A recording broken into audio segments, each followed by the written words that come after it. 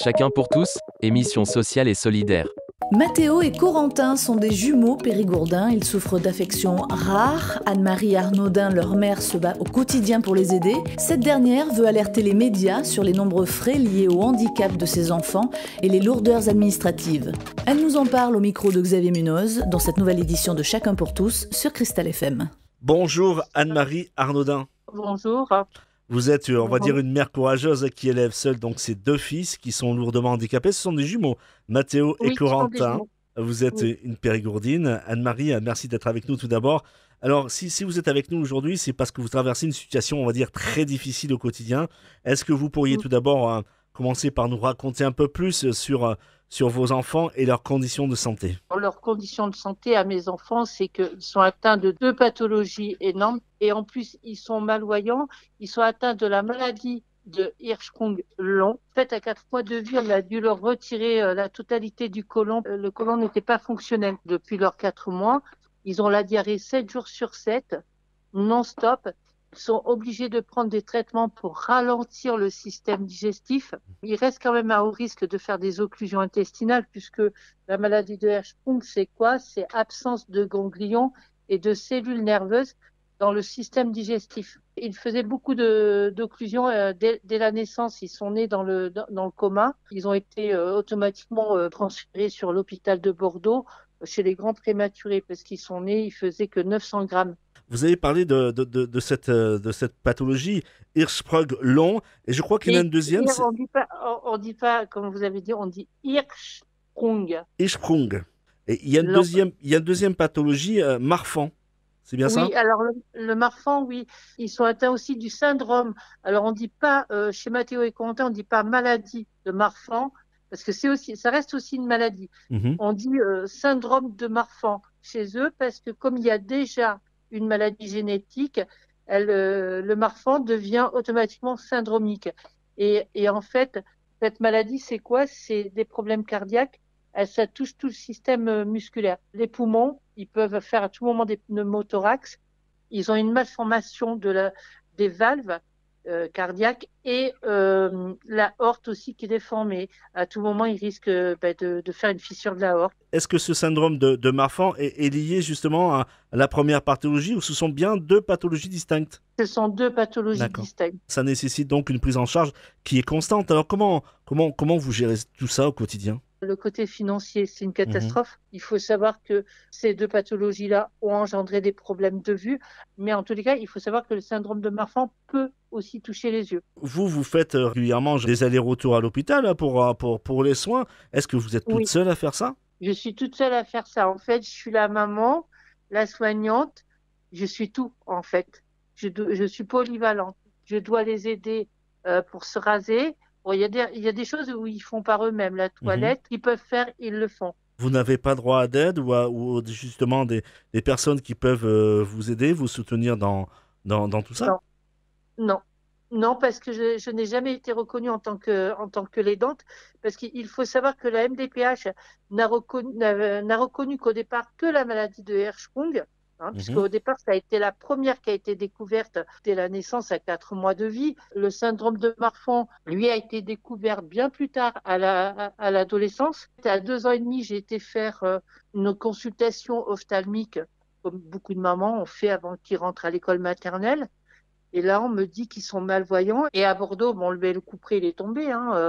À 2 ans et demi, on m'annonce qu'ils sont malvoyants. Ils ont fait les choses comme les autres enfants. C'est-à-dire, ils ont marché, ils ont couru. Je me suis rendu compte de rien. Ils se sont jamais cognés, ni trébuchés, ni quoi que ce soit. Quand j'ai découvert ça, quand on est malvoyant, les lunettes, c'est horriblement cher.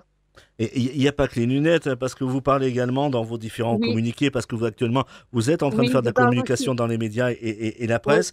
Il y a des médicaments qui sont pas remboursés.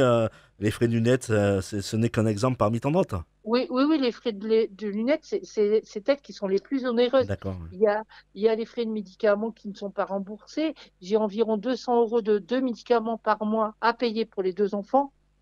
Et c'est énorme, ça fait quand même un lourd budget, on va dire. Je suis obligée de faire des choix entre payer les factures, payer les médicaments. Donc le choix, il est rapide.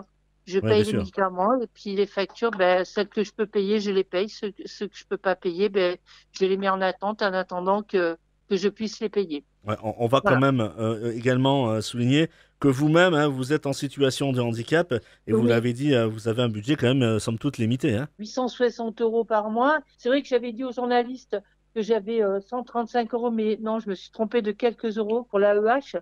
Grâce au journaliste qui est venu à la maison, la CAF est en train de débloquer la AH pour eux. Il reste encore des problématiques sur le dossier de Mathéo et Corentin où en fait je suis toujours pas reconnue en tant que personne aidante. Vous dénoncez le fait également de refaire à chaque fois, chaque Oui, année, des dossiers auprès de la MDPH. je suis tout le temps en train de refaire les dossiers. Je comprends pas pourquoi je dois refaire des dossiers alors que là, on va mettre en place la hache et je vais devoir le refaire. Qu'est-ce que vous souhaiteriez dans vos démarches de Alors communication, moi, qu'il y ait quelqu'un, peut-être un conseiller derrière qui vous suive? je souhaite qu'il y ait quelqu'un, un conseiller, qui vienne me voir ou que moi je puisse aller rencontrer et qu'on fasse les dossiers une fois et qu'on n'ait plus à les refaire. Parce que aujourd'hui, moi j'ai 56 ans, moi mes enfants sont malvoyants, ils vont perdre la vue, hein. Il faut savoir qu'ils vont tomber Mhm. aveugles. Qui va refaire les dossiers après moi? Si j'ai pas ces dossiers à refaire régulièrement, là, quand je fais les dossiers, c'est du temps que je ne passe pas avec mes enfants. Vous voyez ce que je veux dire? Il y a ça aussi. Est-ce qu'il n'y a pas des associations peut-être qui pourraient vous aider dans vos démarches? Est-ce que vous avez fait appel à ce genre de structure? En Dordogne, il n'y a pas énormément d'associations. Les associations malvoyantes, il n'y en a pas en Dordogne. Association de la maladie de Hirschsprung ou du syndrome de Marfan, j'en ai pas trouvé. On va peut-être préciser, hein, s'il y a des associations, des responsables d'associations qui entendent cet entretien. Est-ce que vous pouvez nous dire vers quel coin de Dordogne vous habitez? Alors moi, je suis à Périgueux. Périgueux, d'accord. Comment on pourrait vous contacter s'il y a je sais pas, des personnes qui sont proches de chez vous, qui souhaiteraient peut-être vous aider parce que bah, c'est un combat quotidien et ça doit être pas simple pour vous à gérer, hein. Non, c'est pas simple du tout à gérer, mais bon, j'y arrive. J'arrive à le faire. Et c'est encore moins simple quand j'en ai un qui est hospitalisé et que j'ai l'autre à la maison. Ouais. C'est très compliqué, quoi. Parce qu'en fait, il faut que j'aille aider à l'hôpital, mais il faut que j'aide aussi à la maison. Quel changement peut-être à travers vos démarches de communication espéreriez-vous pouvoir changer? Déjà, et donc, j'espère changer aussi, faire comprendre aussi à la MDPH une AH, pourquoi on ne l'attribue pas à 18 ans. Les enfants aussi sont majeurs à 18 ans, ils sont majeurs pour le vote, ils sont majeurs pour pas mal de choses, mais ils ne sont pas majeurs pour toucher une AH. C'est à partir de quel âge donc qu'on peut toucher cette allocation? Alors, l'allocation, on peut la toucher à partir de 20 ans. Ça devrait couler de source à 18 ans. Pour ceux qui ont droit à une AH, on les bascule en AH. Alors, Anne-Marie, qu'est-ce qui pourrait vous aider, vous soutenir un petit peu au quotidien? Mais déjà qu'il y ait une association qui me donne les bonnes informations parce que, en fait, bah, nous, en tant que parents, on va toujours à la pêche aux Ouais, informations d'accord. et des fois, c'est pas toujours les bonnes. Tout ça, votre communication commence à faire boule de Après, neige et vous commencez oui, peut-être à avoir des pistes pour l'avenir. oui, tout à fait.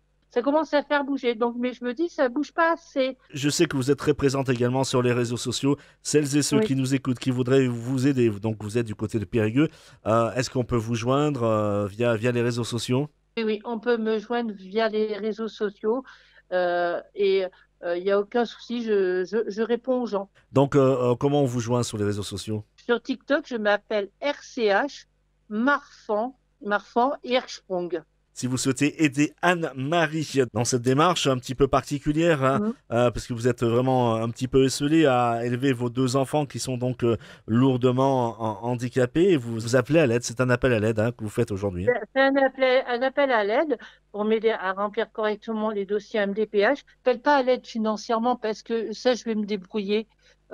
Puisque là, ils ont débloqué 1016 €. Hein. Donc, je vais essayer de me débrouiller avec ma petite pension et puis ce que je vais toucher pour les jumeaux pour payer ce que j'ai de retard. Après, je pense que ça pourra payer les médicaments et les lunettes en partie. Je vais vous laisser Donc, le mot de la fin pour lancer un dernier appel. alors moi, je fais appel surtout à des associations, venir me voir sur mon TikTok, RCH Marfan Hirschsprung, et sur mon Facebook Anne-Marie Hirschsprung-Arnaudin me contacter pour m'aider à reprendre tous les dossiers parce qu'en fait, effectivement, depuis quelques années, il y a quelque chose qui ne fonctionne pas bien sur les dossiers de mes enfants et qu'on puisse rattraper les sommes que je n'ai pas pu avoir pour pouvoir m'aider financièrement. Anne-Marie Donc, voilà. Arnaudin, on vous remercie en tout cas d'avoir accepté notre invitation et on vous souhaite le meilleur pour l'avenir.